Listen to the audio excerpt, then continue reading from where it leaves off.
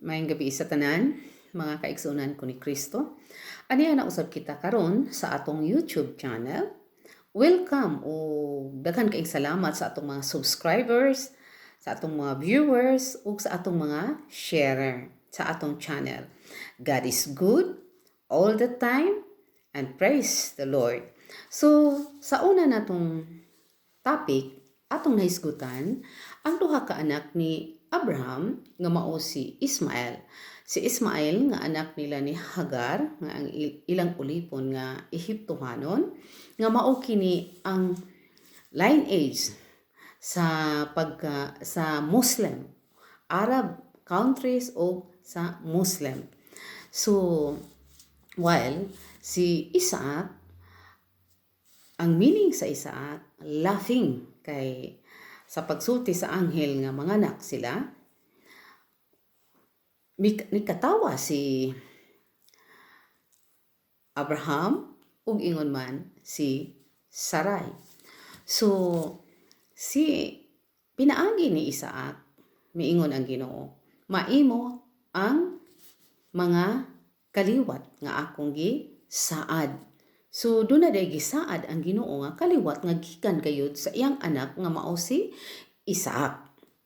So atong tungura ang mga katawhan nagtawag og Yahweh sa atong Ginoo. So si Abraham matarong nga tao. Si Abraham obedient sa Dios, may pagtuo sa Dios ug mainampuon. So gitistingan ang iyang pagka-obedient ug ang iyang pagtuo sa Dios, grabe nga testing, dako kay ito nga trial sa iyang kinabuhi, dili basta-basta. Nga hingingon ang Ginoo, Abraham, ang imong anak, pinalanggan imong anak nga si Isaac, imong i-sacrifice. Dalha nga to sa bukid. Ug miadto usab si Abraham, kuyog ni Isaac. Unya si Isaac maupag yung nagbitbit sa kahoy nga igsusugnod. O while si Abraham mao'y naggunit sa kutsilyo. O pag-abot nila ditong dapita nga mao'y giingon sa Ginoo, iyan ang giandam ang kahoy. Ug iyahan ang untang ug iyan ang gihana ang kutsilyo nga isacrifice sa iyang anak. Pero nadungog niya ang tingog, Abraham, Abraham. So nakita sa Ginoo ug unsa gyud ka obedient si Abraham nga mismo ang iyang anak iyang ihatag para sa Ginoo. So mao to nga dako kay ito nga pagsulay ni Abraham. Bisan sa atong kinabuhi, kaya ba na nato nga atong i-sakripisyo ang atong mga anak? No? Kaya tingay nato masakripisyo kanang uban pati sa financial, mga unsa pa na, pero kanang ingon ana nga atong i-offer nga to sa Ginoo, kaya nato na. O kanang i-offer nato sa Ginoo, pananglitan og tawagon sa Ginoo nga magpari na siya. Andam ba ta nga muhatag sa Ginoo? Di ba ta moingon nga akari lang usa kay kuan man ni kaning gwapo ayaw ni, no? So mao na mga kaigsuonan ko ni Kristo nga si Abraham, grabe. Iyang pag-ingon sa Ginoo iyang gihimo. Pero gibadlong ra pud siya sa Ginoo kay gitistingan lang ang iyang pagtuo o pagka-obedient o pagka-committed ngadto sa Ginoo. Si Abraham usab adunay sa Genesis 17:2 adunay kasabutan, no? Siya ang gitawag nga Abrahamic covenant nga himuon ko, nag-ingon ang Ginoo, himuon ko ang akong kasabutan tali kanimo ug kanako ug pasanayon ko ang imong kaliwat. Ug miingon pa ang Ginoo, kini ang kasabutan nga himuon ko tali kanimo ug kanako, isaad ko nga mahimo kang amahan sa daghang nasod.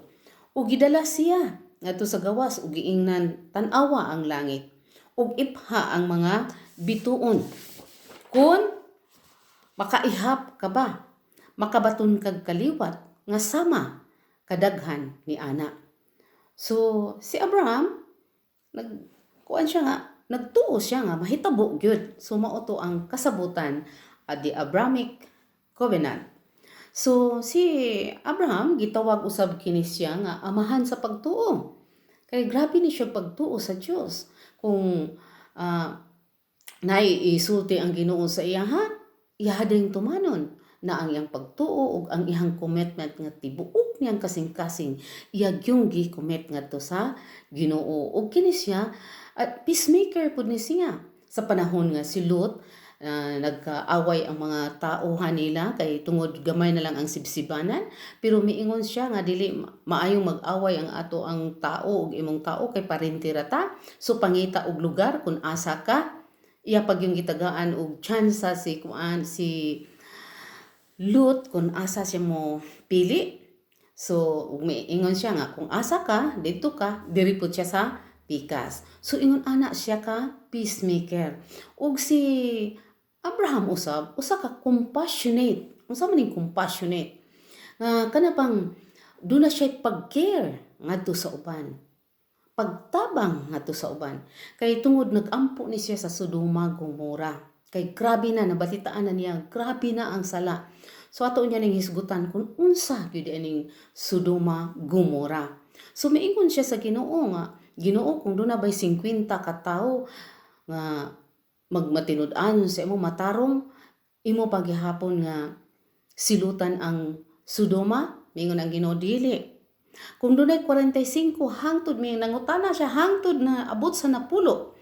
45, 40, 30, 20 hangtod sa napulo ka tao. Kay tungod naluoy siya sa iyang pag-umangkon nga si Lot nga didto duol sa Sodoma nagpuyo. Mao to nga si Lot giluwas sa anghel. Mabitong kay man ang Ginoo nga si Abraham na naluoy siya sa iyang pag-umangkon, mao tong giluwas. Mao tong gikuha sa anghel. Ang pamilya ni Lot ang mikuyog ra niya ang iyang gibira pag yun na sila kay dili sila gusto nga murag magduha-duha sila kay tungod nindot gyud tingali kay ning Sodoma, no? So mao to nag-ingon ang anghel dagan ug ayaw kamo paglingi. Apan ang asawa ni Lot milingi man na. Unsay nahitabo? Nahimo siyang pillar of salt, nahimo siyang asin. So kay tungod nag-disobey siya sa anghel nga miingon nga ayaw na paglingi, largo. So kita po di kita maglingi basta na itas Ginoo ayaw na di na ta maglingi-lingi pa. Di na ta magtuo-tuo pag unsa tong kuan basta kay naa ang Ginoo. Siya ra gyud na di na ta mulingi-lingi. So ingon ana pod ta, no? So mao to nahitabo sa asawa ni Lot. Pero si Lot og ang iyang mga anak na save sila. So si Abraham usab usa ko ni siya ka hospitable kanang maabi-abihon katong pagbisita sa tulo ka anghel.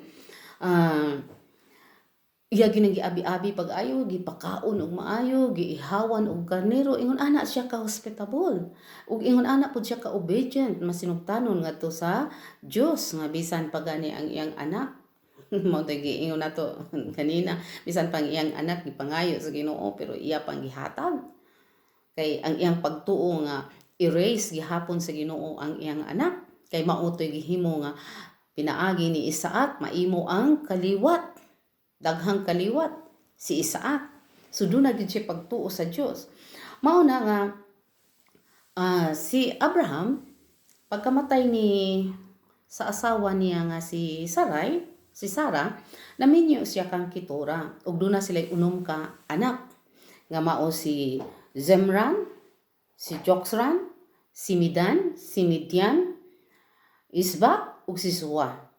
Kani mao ang unom niya ka anak ni Ketura sa pagkamatay ni Sarai o Sarah. Mao bitaw na nga nahipuong bitaw ko aning atong kanta nga Father Abraham has 7 children has Father Abraham. Nahipuong ko ano ni nga pito nga duha ra man. Pero sa pagtuo na din ako, mao ni nga doon na siya unom ka anak ni Ketura pagkamatay ni Sarai o ni Sarah. O si Isaac, mao na silang 7. Si Ismael, wala maapil sa count. Wala. Kay 7 raman. Father Abraham has 7 children. So 7 lang yun ang iyang anak. O ang iyang yung anak nga ang anak gyud niya nga si Isaac mao gyud gibilinan o gipasunod ni Abraham sa iyahang mga kabtangan. Although ang iyang ubang mga anak gihatagan og mga gasa, no? Ug ang uban niyang mga puyo-puyo, so naa pa din si puyo-puyo, no? Iyang gihatagan og iyang gipaadto sa silangan aron pag mahilayo sa iyang anak nga si Isaac. Kay si Isaac mao kini ang gisaad sa Dios nga diha magikan sa iyaha ang mga kaliwat nga sama sa bituon. Kinsa naman ni ron? Tun-an nato og kinsa ni karon. So si Abraham namatay siya ng 175 years old siya, namatay siya tigulang na kaayo. Gilubong si Isaac. Gilubong si Abraham, gilubong nila ni Isaac ug ni Ismael sa langob sa Makpila. Diin gilubong si Sarah. Dito pod gilubong si Abraham. Og dinhi atong makita nga ang pagtuo ni Abraham, grabe kaayo ang iyang pagtuo. Kay siya ang gitawag nga father, amahan sa daghang mga nasod. Mao di ay ni. So klaro kaayo nga siya faithful gyud kay sa Ginoo. So mao na nga si Isaac, mao na ang kaliwat o descendant nga hangtod na ni Jacob, ni Esau, ni Jacob, ni Moses, linya na hangtod na ni David, hangtod na sa atong si Jesus Christ nga nagpakatao sa kalibutan. So ato makita nga si Isaac nagbitbit og sugnod kahoy para isakripisyo siya. So karon si Jesus Christ gabitbit gyud sa kahoy kay gisakripisyo siya para sa tanan, para malukat ang tanang makasalanan sa tibuok kalibutan. Iya natang giluwas ug iya natang gilukat.